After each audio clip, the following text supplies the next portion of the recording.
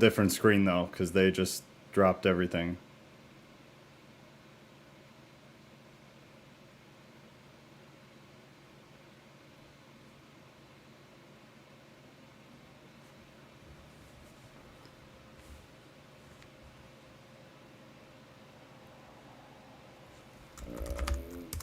Go link over there. What a pain in the ass. That was a great story. Oh, I have plenty. Oh, I know. Sadly. You do. I know you do. All right, I'm gonna send everyone the link right now. Should be good in a second. So Angela. Oh, okay.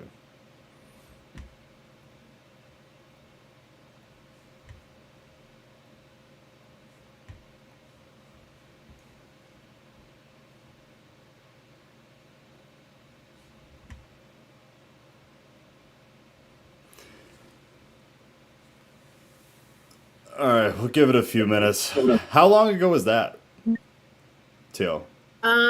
We got married my second husband and I got married in 1997 or 98.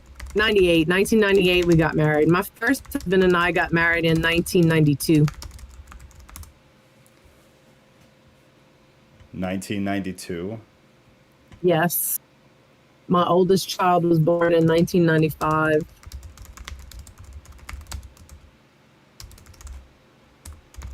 Okay. So it's I was born in 1995. Aww. all right, guys. I'm trying Yo, to that is fix insane. everything. What's up? That is absolutely insane. I can't even fathom that. Oh, her story? Yeah. Yeah, it's wicked, huh? God. Oh yeah. No. Yo, where do you find these men? Girl, you know what it's from? It's a lot of narcissistic abuse as a child and codependency that led to a lot of bad decisions trying to find love that I never got from my dad. And that's the honest truth. That's so Me crazy. too. Yeah, if I would tell y'all the story about what happened when I was about 5 or 6 and I was adopted at birth and the story that goes with that really messed with my head and caused me to make a lot of bad decisions, y'all would jaws would hit the floor. I got childhood trauma stories too. It's okay. Yeah. Oh yeah. Yeah. I got a lot of them. A lot of damage around Yeah. here, man. All right, I think we're back up at least enough, and enough people have migrated over. What a pain in the ass! It's gonna be Yeah, it is. split in two That's what happened videos last now. time I tried to tell the frog story. Hello. Is that what happened? Yeah, like it went down, like something happened and nobody could hear, and Oh like yeah, I could, yeah. we're jumping in and it was crashing and whatever. So I was like, I couldn't get the voice thing happening. No matter how many times I logged out and logged back in, it would never come back up. Yeah, no, you're right. I remember now. I remember. All right, I think you can go ahead, continue on. We got enough of them. Or was that the end? Okay. Were you at the end? Well, no, I was just gonna say my first husband. My first husband is a narcissist, and narcissists know how to play the game, right? Oh, for sure. So when we got married, after we got married, literally we were home for 2 weeks, and he made it a point because the rule was whoever got home first would cook. And I noticed after about a week, I was getting home before him, and he'd come home late. And then after the second week, I started noticing. I called him. I'm like, "Where are you?" And he's like, I am out with my friends having a few drinks. I'll be home when I get home. And I was like, okay, well, could you let me know? Because I'm cooking all this food and it's going to go to waste. And he's like, I said what I said. He's like, just because we're married doesn't mean you tell me what I can and can't do. Huh. And the thing is that when we got married, he was in his mid to late 40s, and he was going out to bars near a college that was full of college age kids with his friends. Wow.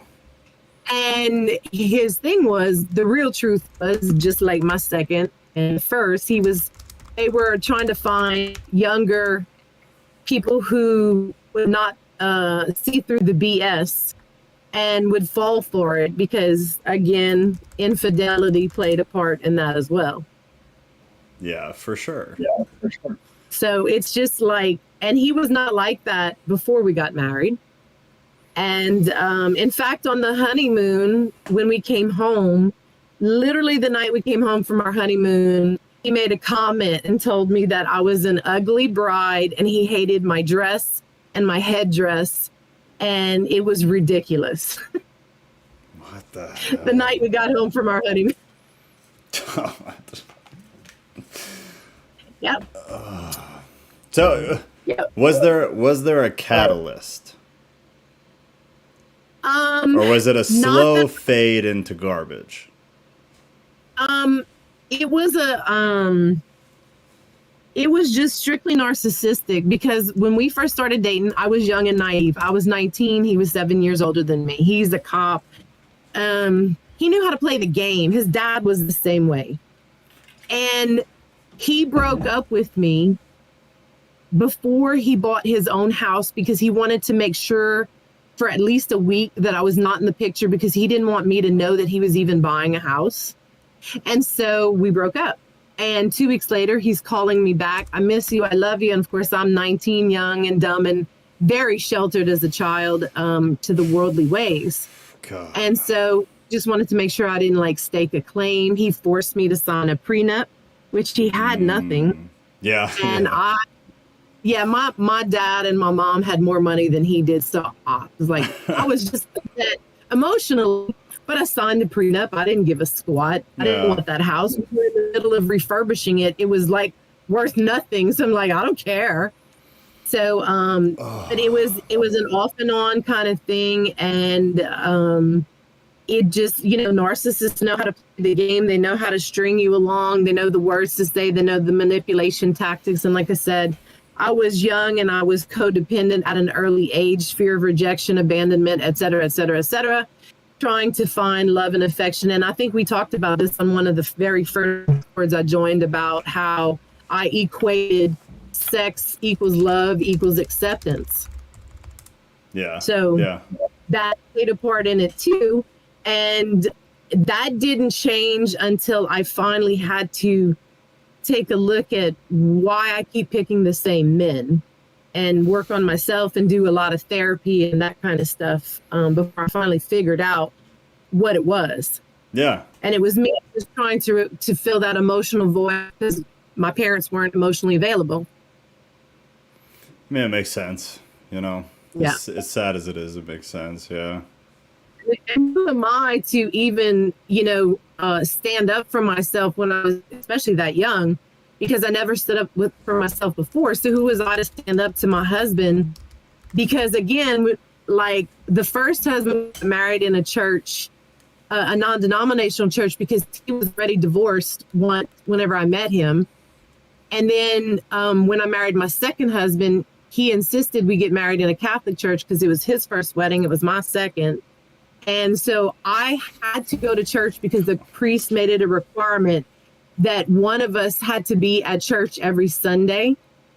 And because my second ex-husband was on the road, we explained that to the pastor, the priest, and he's like, well, then Renee have to be there in your place if y'all want to get married in this church. Wow. And so then I fell back into the Catholic brainwash of, submissive to the husband's in charge, blah, blah, blah, blah, blah, all that nonsense, until I finally figured it out. I was like, nope. Oh God. Jesus, man. Jesus. Well, that's a good segue into modern marriage. Let's talk about that. Yes. Let's talk about that. Yeah. All right. What will you mute yourself, Teal? Yes. God, that's so wild. That's so wild to hear stories like that. I can't I can't imagine marrying somebody and then just having it go so different, just so different. And like, it just all I really think about when I hear stuff like that is like, how long did he know, or is he oblivious and just completely not there consciously, and he's just kind of functioning based off of desires and actions and behaviors and not like consciously. I just have so many questions when I hear crap like that. But so modern marriage, trash, in my opinion. Somewhere along the way, through history, marriage began, like I said earlier, we had a shift. It was long, it was slow, but it started.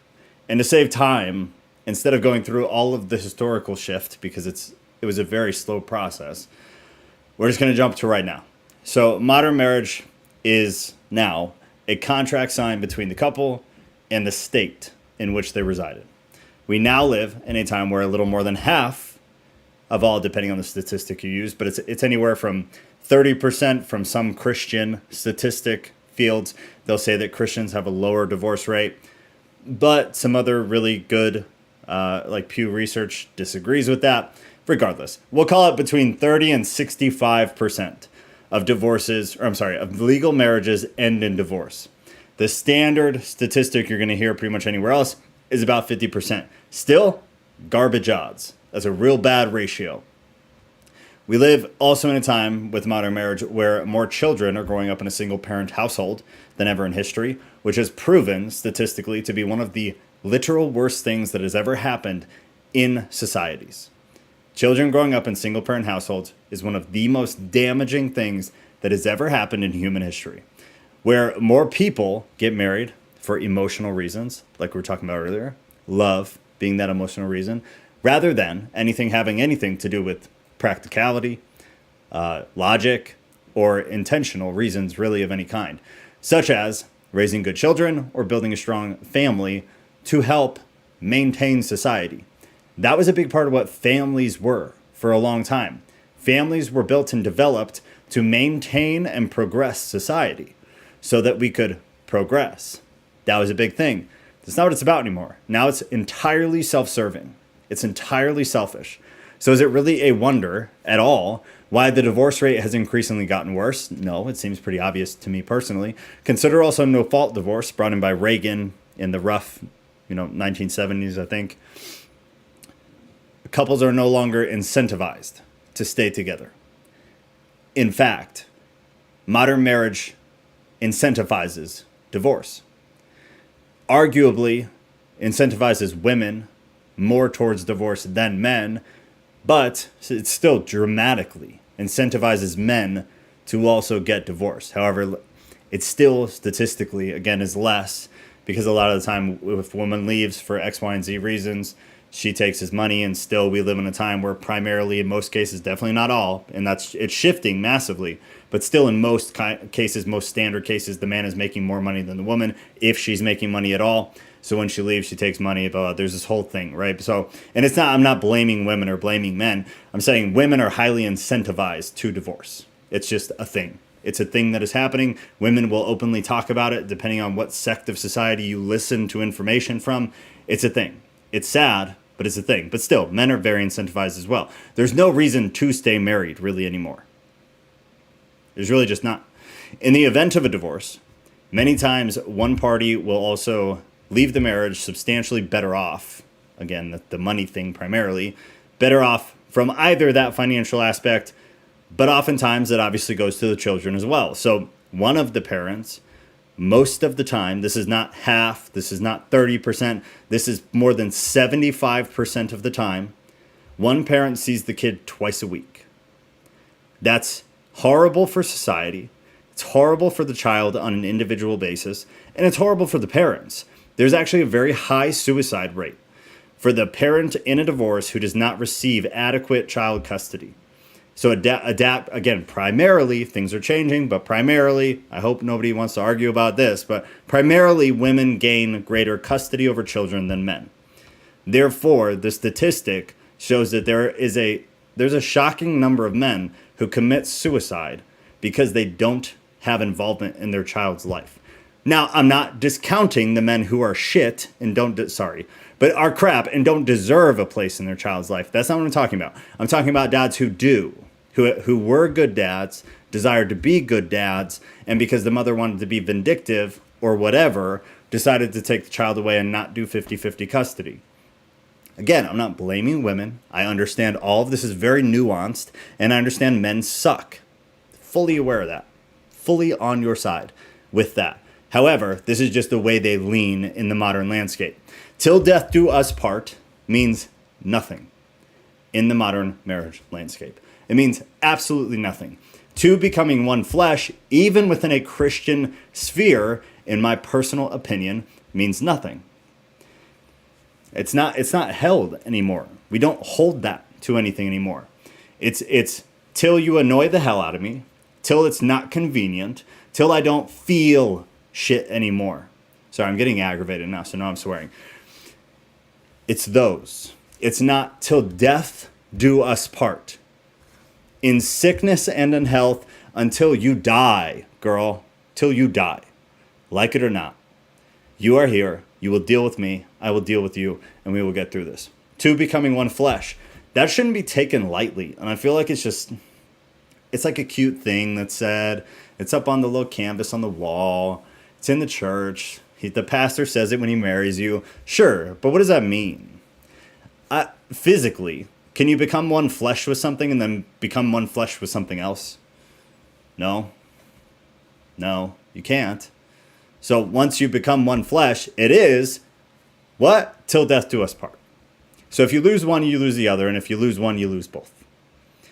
And if anything, it could be argued that going through with a governmental marriage, people are opening themselves up to the downside risk, which is all of the above.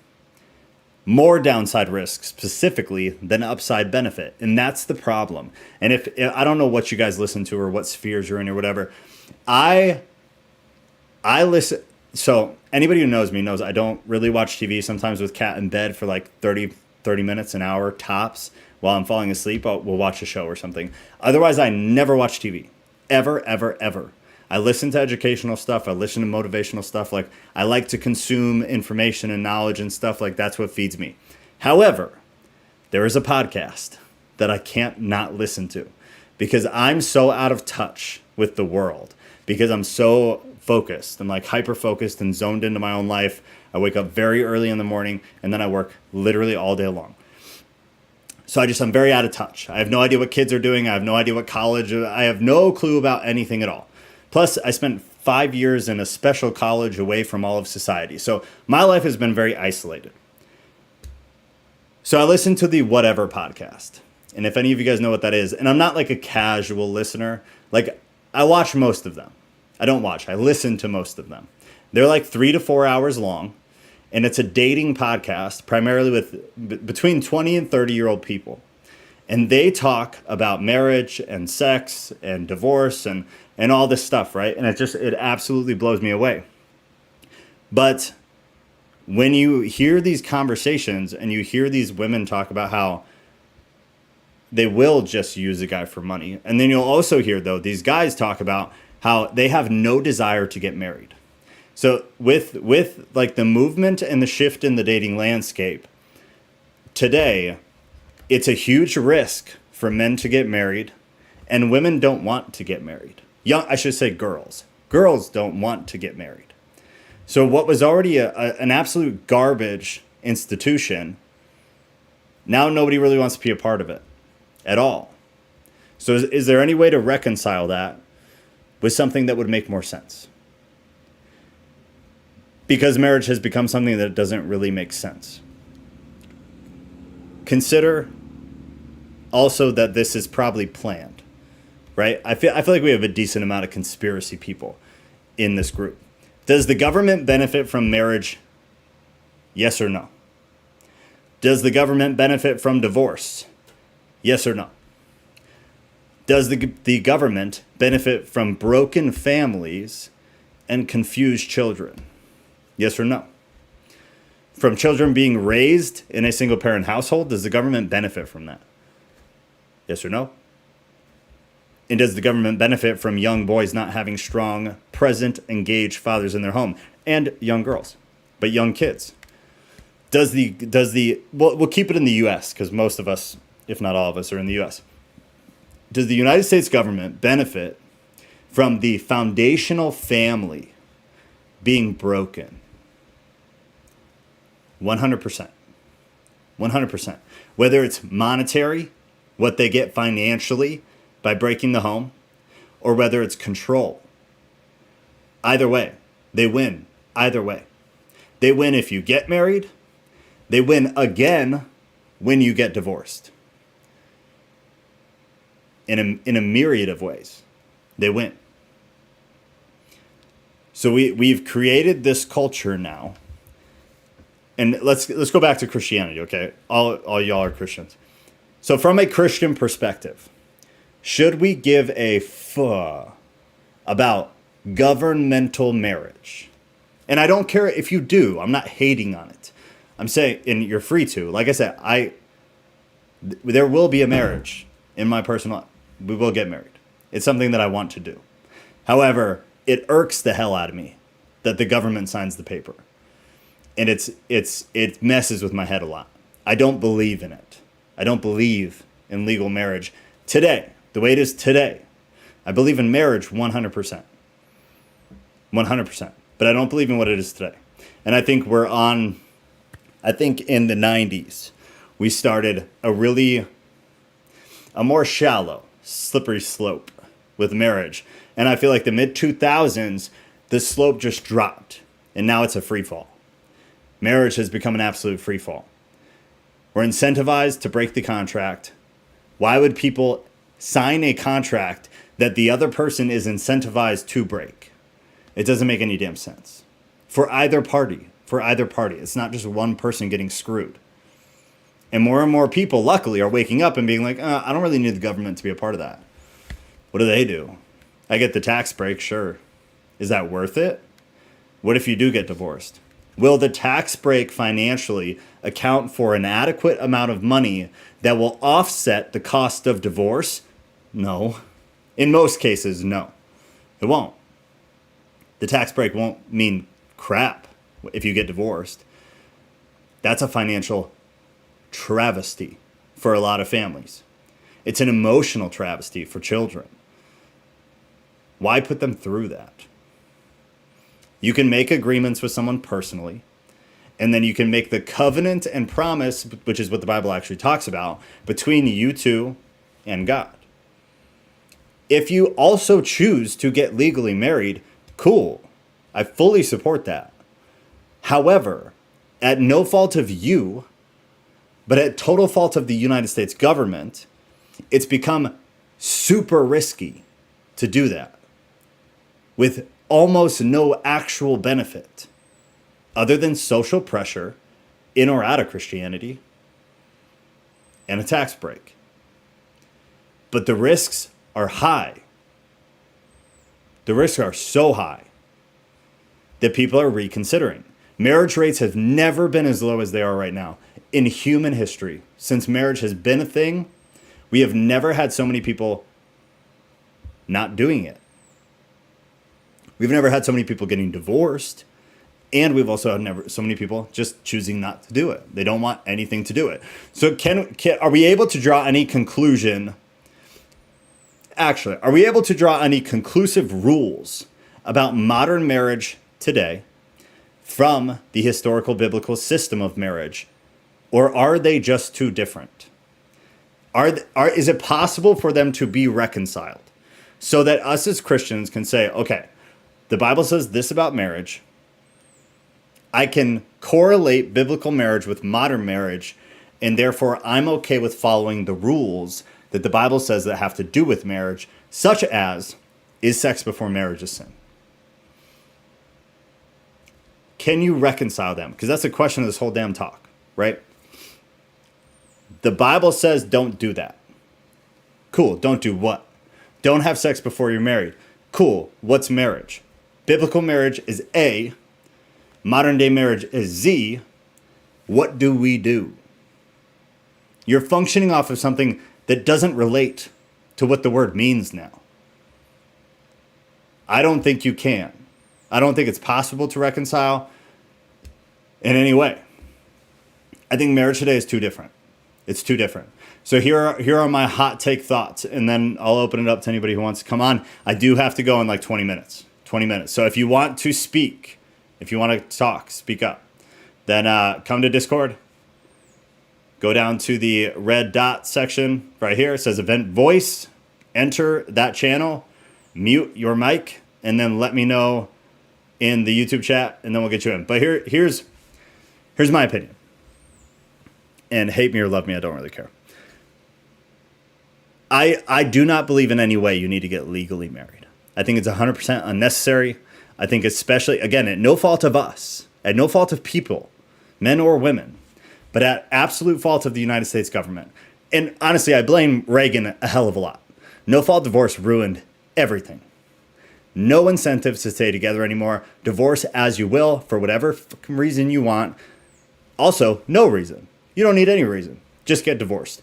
It ruined the institution of marriage. But beside the point, I don't think anybody needs to get legally married to be recognized as married before God. I think if two people get together, they line up promises to each other that align, sure, with what you say during a wedding ceremony, right? Because all that stuff sounds good. All that stuff is what we're hoping for. It's where our heart is. It's where our mind is. It's what we want. The problem is the signing of the document. I'm cool with everything else. I'm cool with the document too. But I think everything else is something you should do. Not a big ceremony. I'm not big for the whole ceremony thing. That's a huge waste of money. But that's a personal opinion. Whatever you guys want to do. But I think two people can come together. You can exchange the verbals as you would in front of a priest or a pastor at a church. Make the promise and then make the covenant with God. You promise with each other and then you promise with God.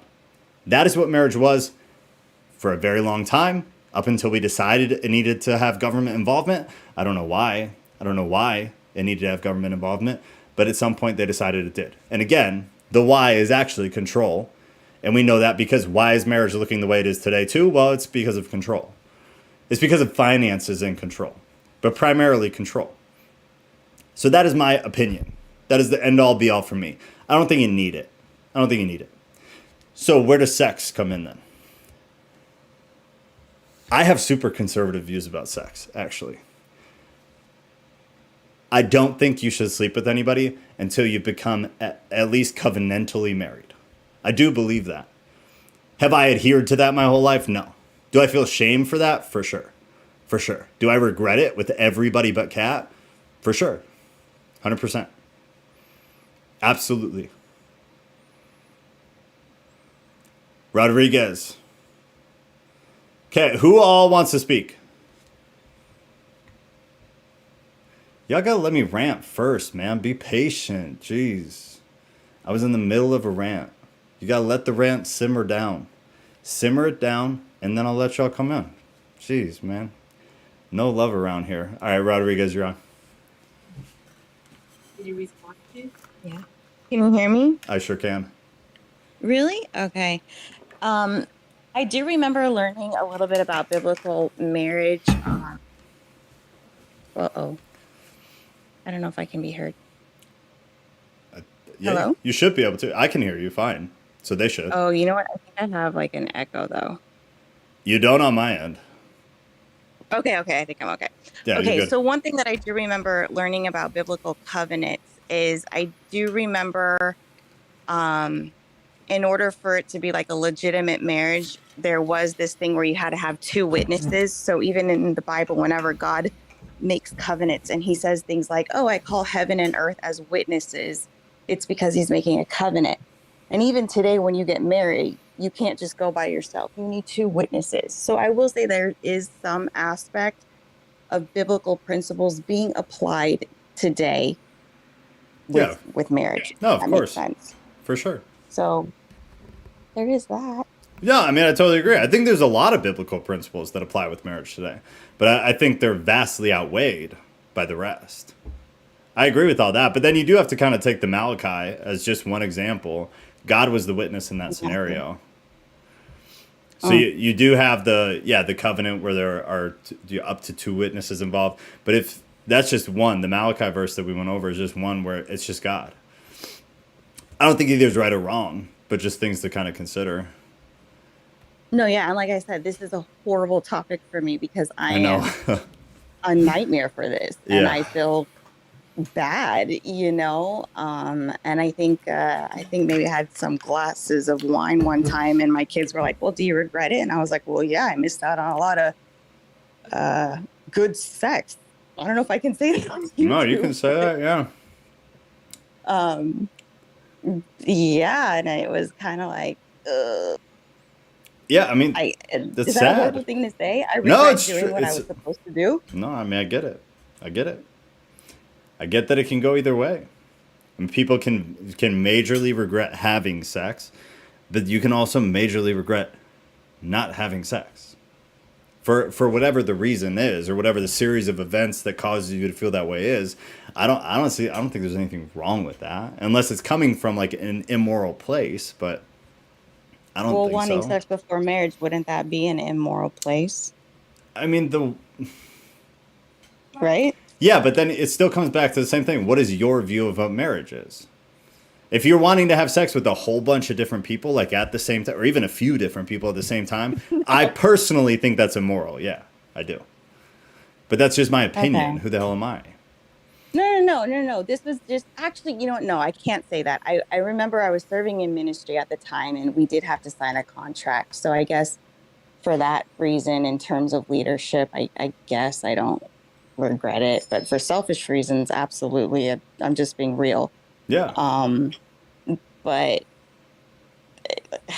I mean, think about this, man. You got virtually every man that walks the planet is pumping with testosterone. So let's talk about the 20 to 30-year-old male. I want to talk about that in a minute. But go ahead. They're just overflowing with testosterone. Any man who's young, not any, but God, probably 90+% of men who are between 20 and 30 who see a woman who is sexually pleasing to them, they are thinking about something, period. There are guys who develop good self-control. I developed good self-control over years. And it's because I believe it is wrong. I truly believe that there's something that like hurts my spirit when I was looking at women in a sexual manner and like that wasn't my woman. Whether I was with somebody or not, like it just didn't sit right with me. That I was having the thoughts, that I was feeling the feelings, and it felt immoral. So I couldn't do it. Okay. But most men are thinking about sex with multiple people on a very frequent basis. That's just a reality, unless they've developed the habit of self-control. When I used to talk to youth guys, I call it eye bouncing. The minute your eye lands on something, it sticks, and you're attracted to that, yeah, bounce, motherfucker. Move on. Bounce right off of her, and then go do something else. Because otherwise it's hard. Because as a guy, I felt it. You just sex all the time. It's just all the time. Just 24 hours a day. We're down. We're there. It's just where, like, it's physiological. So I'm going to get it. But people talk shit about women who have, like, high sex drives or who talk about sex the way that men talk about it. That drives me insane. Drives me crazy. That's the other thing, too, is because remember, I've shared with you guys before that I grew up in a really strict religious home where everything is demonized. So I had to be careful, even just being a mom, like, hey, just so you know, once you reach a certain age, it's actually normal and healthy for you to have those desires. I'm not going to sit here and rebuke a spirit of lust, I think it's just way too demonized. But on that note, funny thing is, I know I've mentioned my health issues before. I didn't know that at this time when I was quote unquote waiting for marriage, my hormone levels were like shot. So anyone who was trying to give me some pat on the back, like I'm holier than thou, like, no, bro, my hormone levels were crap. Like, and to be honest with you, if you don't have a desire, you should probably go see a doctor and stop rebuking that spirit of lust that you think is a hormonal issue. Yeah. In my humble opinion. Yeah. I mean, the sex drive is not immoral. It's what you allow the drive to produce. In my opinion, it's what you allow the drive to produce. I think the drive is very good. Sex is a super good thing. It's a very healthy. It's really good for Right. you, like all No, it's around, health. It's emotionally, healing. Yeah. physically, spirit. I think all across the board, it's very, very healthy. The problem is that it's very hard to control. And that's like Paul talks about that. It's very hard to control. That's where people get into trouble, I think. But yeah, Yeah. I think it's one of the greatest things that is a part of this life is sex. Amen. And like most men say that, but I mean it on like a very emotional and spiritual level, like not just like a get off level. Like it's super important. I always expect it's the one thing that you do with somebody that idealistically you should never do with somebody else, or at least once you're committed to somebody, you should never do with somebody else. It's the thing that there's science differentiates behind you it. from your friends. Healing. What's that? Well, yeah, but it's actually good for you. It's healing. So like, Yeah. I remember going over this with some of my doctors. I'm like, hey, and they're like, no, yeah, it's a painkiller. It's an antidepressant. It's, when I was For sure. anyways, his blood pressure would actually be down at a normal, healthy level. So it's like, Yeah, I have high blood Yeah, I pressure. mean- Yeah, I know the game. It's super good. Yeah, It's so- very helpful. Yeah, I mean, if you really think about it, man, it's wild that it's one of the only things you'll only do with someone you're like committed to in one way. I mean, God, hookup culture and whatever aside, Right. most people, it's like it's what differentiates your commitment to just any other human engagement you have for your entire life. It's the differentiating Right. factor, or it should be. It's wild. yeah, I agree. Yeah. But that's it. I'm sorry. No, you're good. Thank you. Uh-huh. All right. Does anybody else want to come on? Otherwise, we're going to start wrapping it up. I did look back and I saw that I kind of missed a whole bunch while I was ranting before I got yelled at for ranting. So, Rusty Sage, I don't know if you're still here, but I'm asking because I'm in a 2-year marriage with someone who cheated on me twice, and I don't know what God wants me to do. I don't know if divorce is the right answer, if I should stay in this still. And the initial was, what about if a partner cheats on you consistently? I mean, I'll give you my opinion. Don't make a move off of my opinion, though. Please don't. Talk to other people. But it's an instant, you're done, to me. But I like I said, I have very conservative words, or very conservative views of sex. It's the thing that I'm more conservative about than anything else.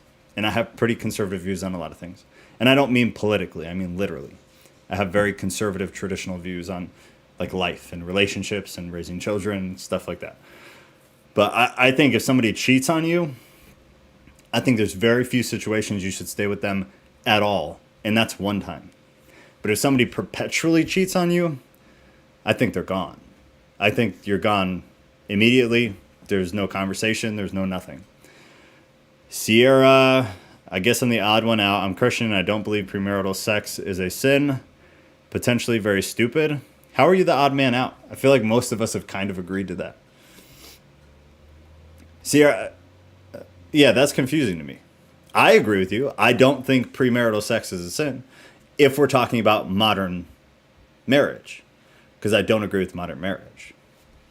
But if you're saying you should just be able to sleep with whoever you want, whenever you want, just because it feels good and you like it, then yeah, I don't agree with that at all. I think it's damaging to you. I think it's damaging to the person. I think it's damaging to society. I think it's damaging to the world at large. These people who have this idea that you should just sleep with whatever walks. I dramatically disagree with it. Eye bouncing, Danny, it's the way to go, man. When I used to talk to young boys, it was eye bouncing. Bounce those eyes, boy. Yes, Joe, spiritual is the word I was looking for. Yeah, man, that's one thing without getting too intimate right now, that I did not know that sex could actually be spiritual until I did. It seemed dumb, seemed like some stupid Hollywood crap. I learned otherwise. And that, I mean, dramatically changed all of my views about sex. Sex is in my opinion, is one of the most spiritual things you can do with somebody, because again, it is the one thing that in my view you should only do with one person until you both die. But even outside of my very traditional views, it's the one thing you should do with very, very, very few people until you die. And it differentiates those types of relationships with literally every other relationship you have your entire life, no matter where you are. It's huge. It's very big. It's very spiritual. I feel like society today is trying to normalize casual sex. Well, Danny, you're behind, man. Casual sex done been normalized. We're way past that, I think. I mean, I know that's happening. Things are rough out there. Things are super rough out there. Danny, go watch the Whatever podcast. That's your homework. Watch one episode of the Whatever podcast and then come talk to me again. Bro, it's worse than you think. It's disgusting out there. Till death do us part, that's the part that sucks to read. Yeah, it's the part that sucks, man, but till death do us part can still exist on your part. Just because she abandoned that doesn't mean that you did.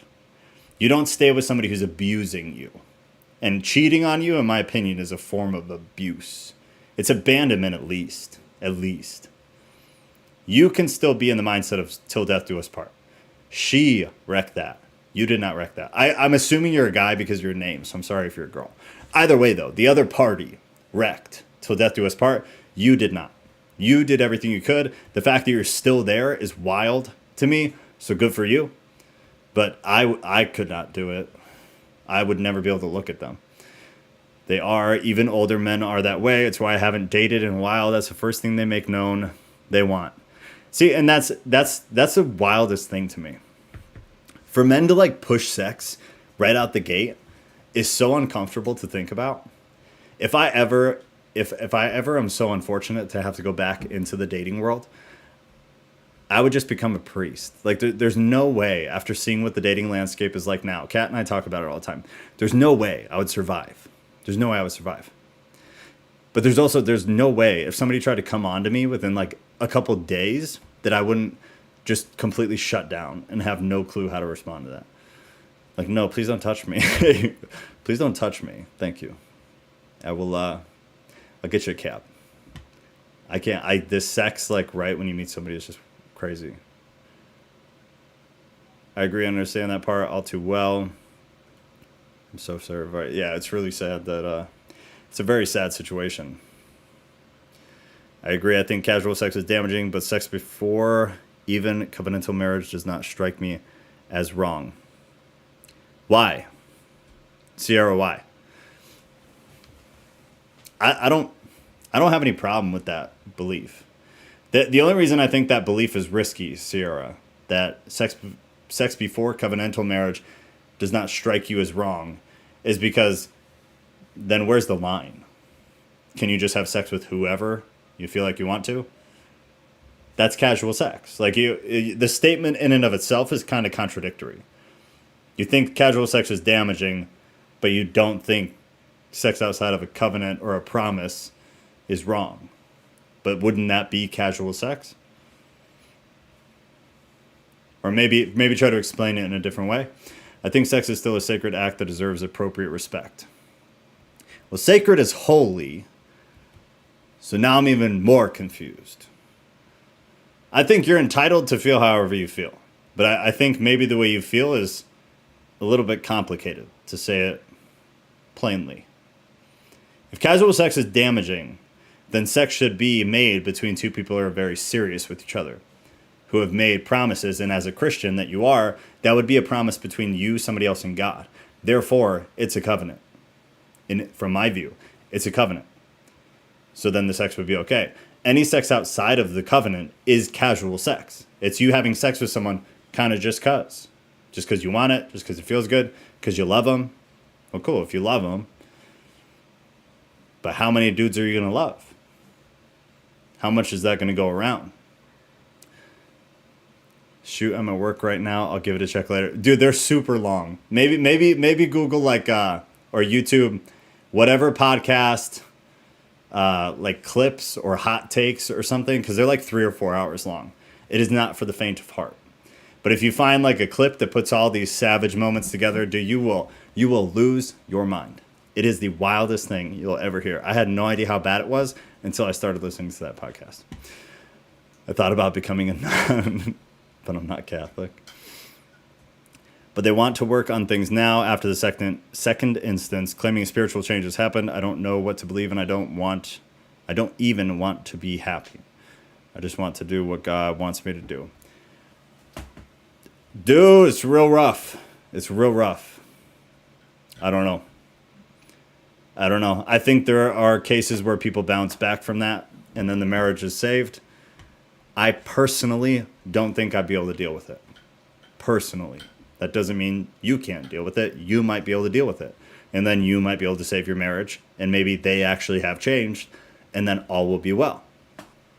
To me, it's an expression of a serious inward character problem. But again, there are situations where people have turned around and like the marriage has been fine. I think there are many more situations where the person eventually goes back to cheating. It's to me, and I'm very analytical, so to me it's a statistical problem, and statistics are on the side of the person admitting the same behavior repeatedly. Statistics are not on the side of somebody changing their behavior dramatically and never repeating that old behavior. Are there anomalies? For sure. So maybe your situation will be an anomaly. Is it casual to sleep with someone you're dating long-term that you would hope to marry? No. And see, that's kind of the difference. So we'll call that pre-marriage. So even pre-marriage, I think is risky, but I don't have a huge problem with. Pre-marriage sex. No. But it's still like in a month, in 2 months, is that the best idea? I don't think so. I think if you can wait, you're better off. But I think if y'all date for, 6 months, well, like there's not a real number, but like spend a good amount of time with each other, really get to know each other. It depends on how quick you guys move. How much are you talking? How intimate do you get? Like, are you guys spilling your entire life story? Do you guys know everything about each other? How quickly you progress? I think you should make the decision that like, yeah, we both want to get married. So now let's figure out how to get married. I don't really think it's all that bad if you guys have sex at that point. I still think it's better if you wait until you actually get married to the person, whatever that looks like, whether it's legal or non-legal. Don't mistake that dopamine hit for love, man. It's gotten us all at some point. Don't mistake that dope hit for love either. They're both rough deals. Well, my girl isn't Christian, but we've been together for over a year and we're serious with each other, but I couldn't make a covenant with her because of that. I don't think I'm really sinning at this point. Yeah, you'll get the people who tell you the fact that she's not Christian makes you a sinner, which is just kind of funny because the Bible doesn't say anything about it. And then they'll throw the equally yoked verse at you, which it also isn't about that. But Christians decided like 20 years ago that the unequally yoked verse is about marriage specifically and is about conflicting faiths specifically, which it is not.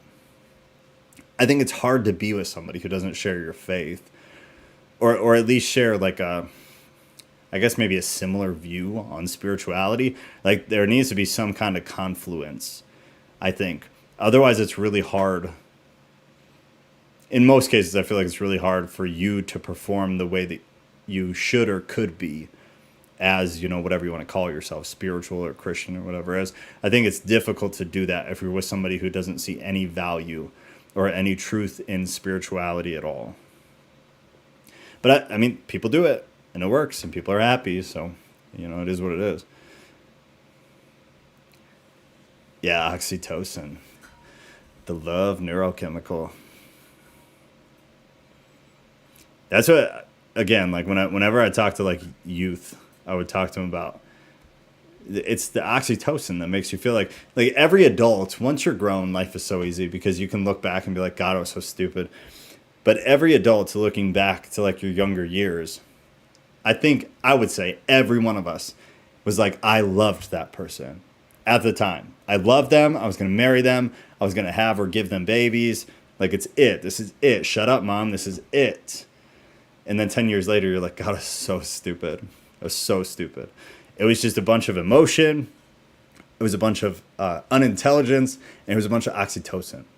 that was just flooding your brain, and it's confusing. And this is the same reason why when I talk to people who are having issues, when I do like pastoral care with people who are looking at divorcing or breaking up, I'll talk to them and be like, quit having sex.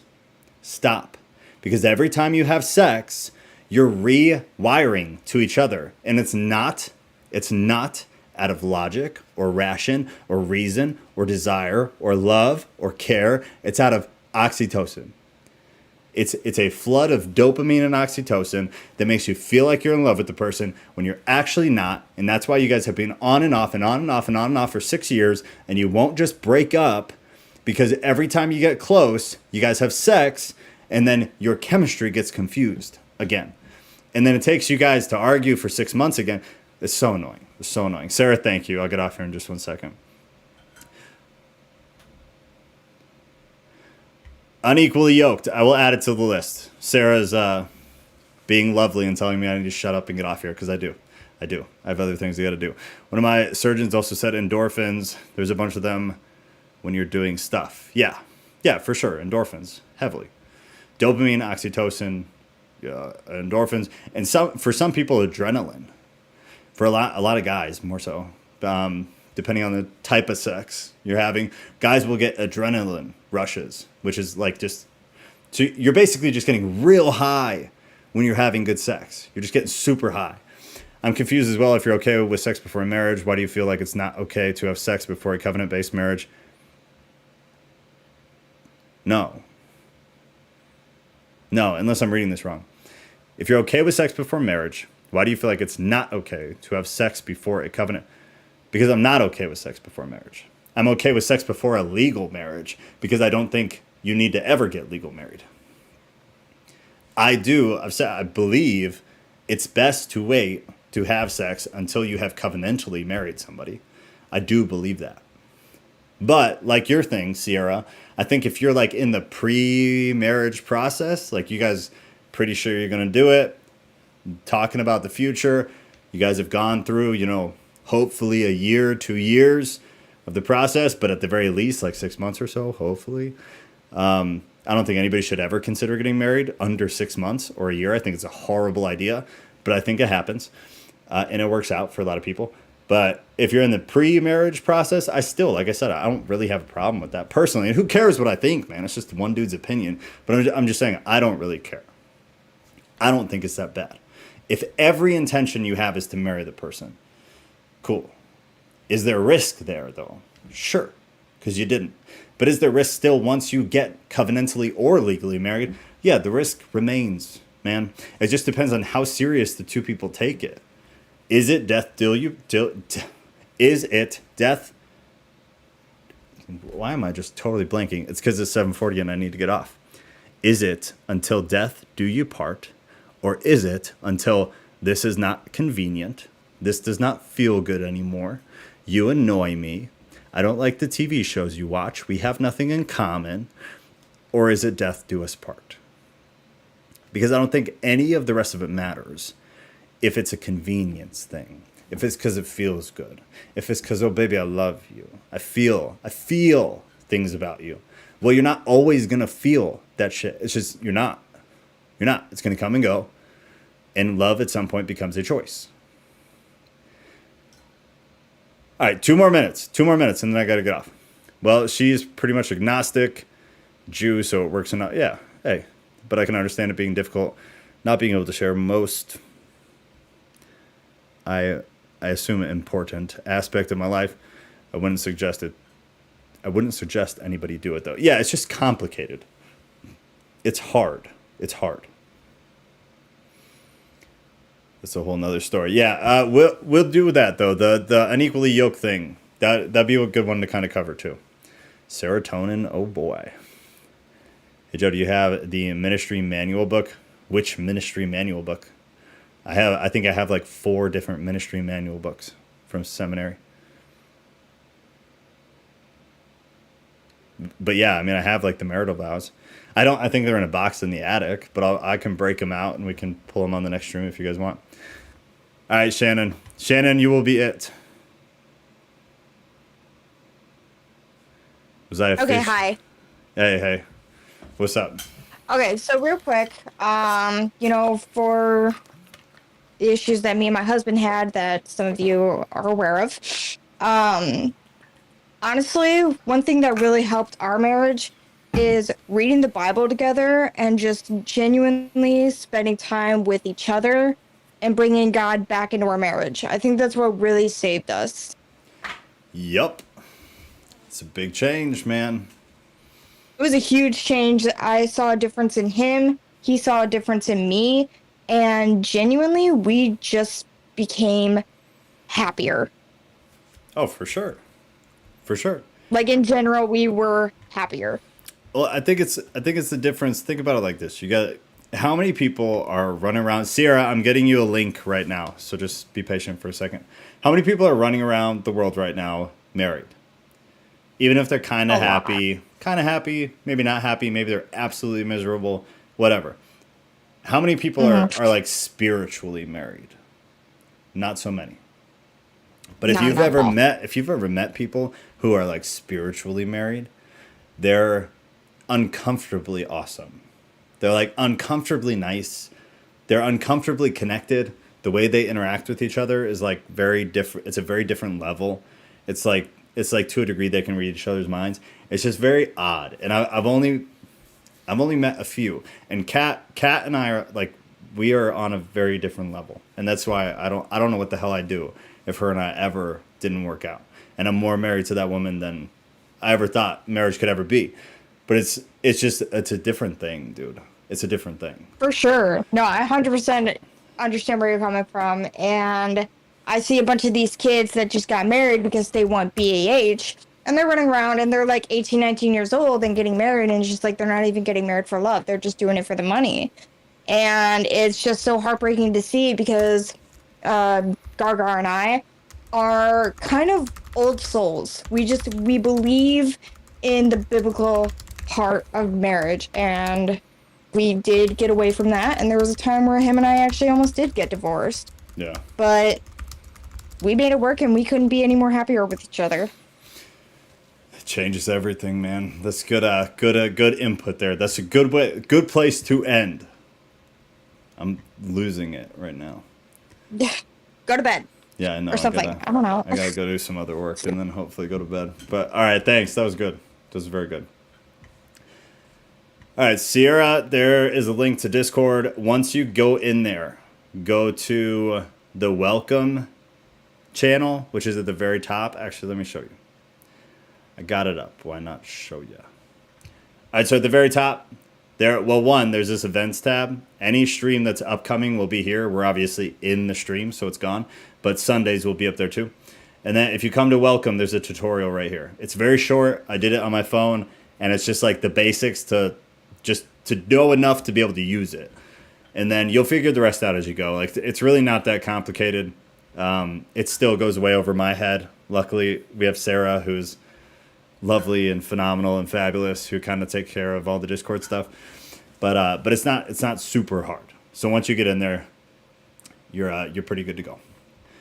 All right, let me take this off the screen, and then let's see what we've got too. Guys, remember Sarah's got the prayer thing totally set up, and it functions absolutely beautifully. So we have a few here, I believe.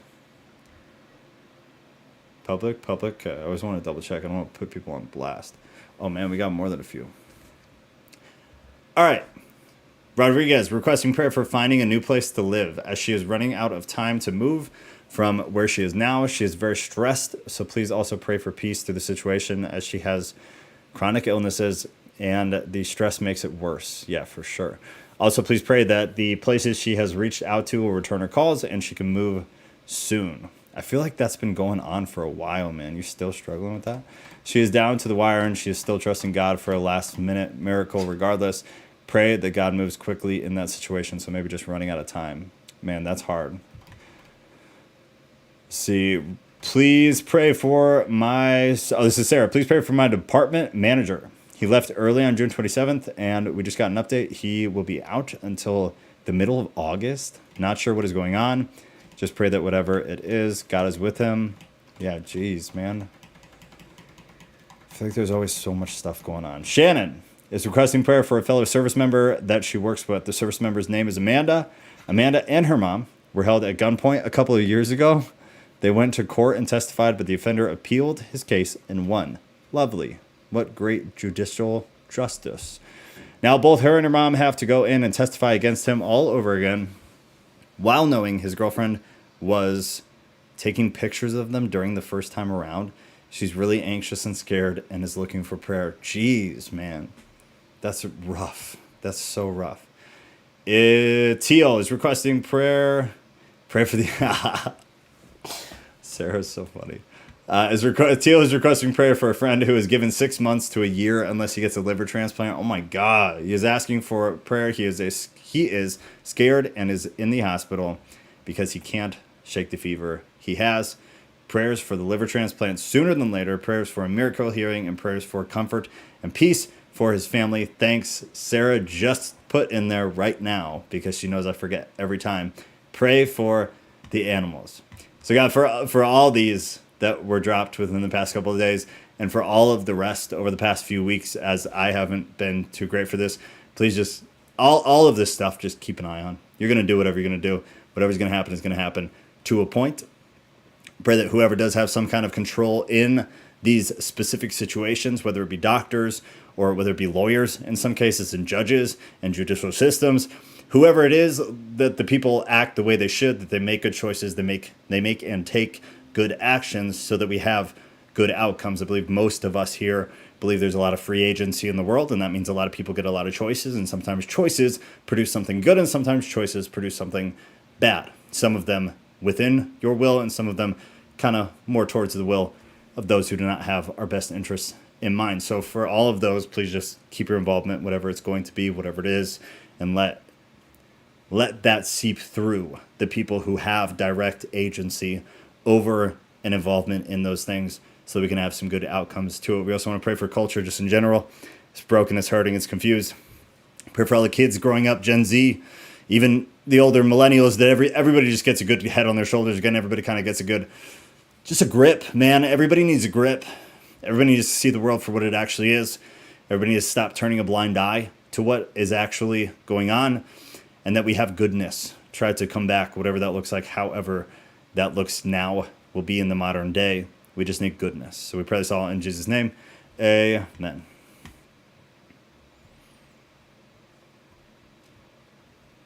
Whew. Oh yeah, and for Shannon going to court tomorrow because I don't want to say told on, but kind of, right? But that's like a good telling on, because somebody's beaten a dog. Two dogs. Let's pray that they get buried under the courthouse. Amen.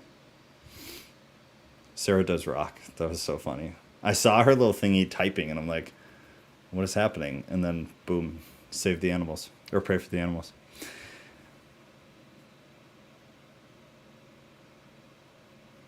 So, did we miss one? Oh, Jalen. Okay, someone will help you out to get it in the right place. Sarah's got it. Never mind. Okay. All right. Yeah. Sorry, Jalen. I didn't know. We'll make sure to get you though. I'll go take a look and I'll at least go over it tonight on my own, and then Sunday we'll have it ready. All right, y'all. I love you guys. I'm already super late.